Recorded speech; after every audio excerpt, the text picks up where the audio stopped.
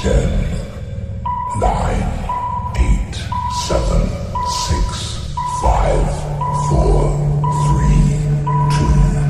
2, 1,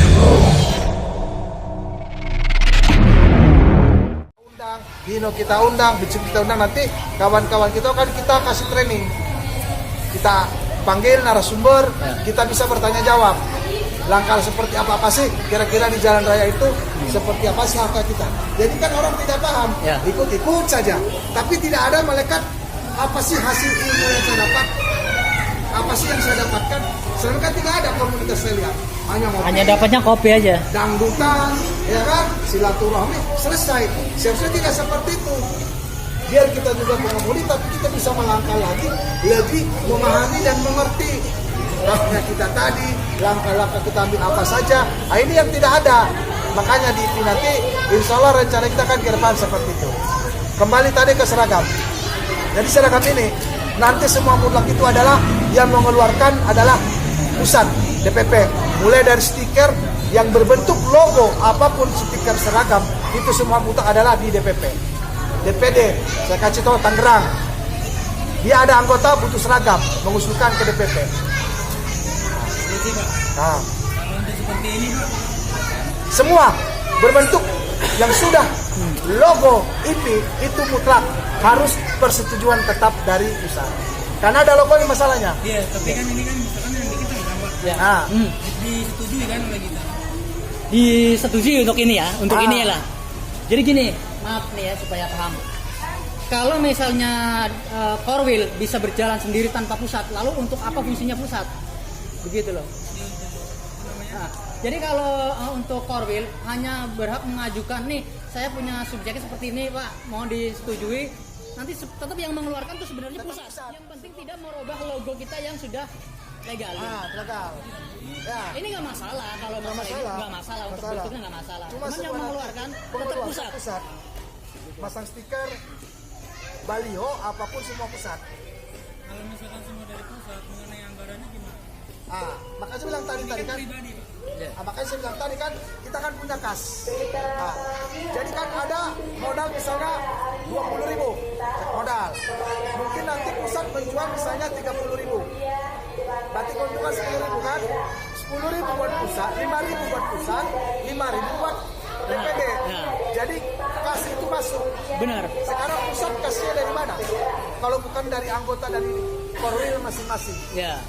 Gitu loh. Nah seperti itu. Jadi kita saling, semakin banyak anggota meminta seragam, stiker, semakin banyak kasnya masuk di DPD masing-masing, begitu juga pusat. Betul. Jadi pembuatan awal ini dari anggaran dari pusat. Ya tetap dari pusat semua. Ya, anggaran dari pusat. Tapi pemesanan dari anggota. Nah. Saya bilang tadi contoh stiker 20.000. Oke, pusat menjual 30.000. Keuntungan berarti 10.000. 5.000 masuk kasnya pusat, 5.000 buat kasnya di daerah masing-masing. Sama dengan seragam. Modal misalnya 20.000. Kita jual 120 contohnya. Berarti untung 20.000. Kemana yang 20.000 ini? Ke pusat sebagian, sebagiannya masuk ke daerah DPD kas. Karena kita kas itu hanya dari anggota untuk anggota. Karena pusat tidak punya. Biaya pusat itu kemana? Nanti pusat ini akan ada laporan kas.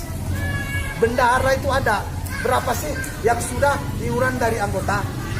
Untuk apa sih gunanya DPP itu kas? Karena bila ada nanti di daerah bermasalahan. Contoh, kasus hukum. Kita kan nyewa pengacara. Dari mana duitnya?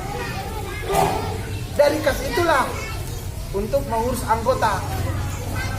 Gitu loh, ada permasalahan laka lantas segala macam permasalahan yang menyangkut IP itu kan ada budgetnya, ya itu kita ambil dari kas tadi, tidak mungkin kan dari kantong pribadi, kira-kira seperti itu.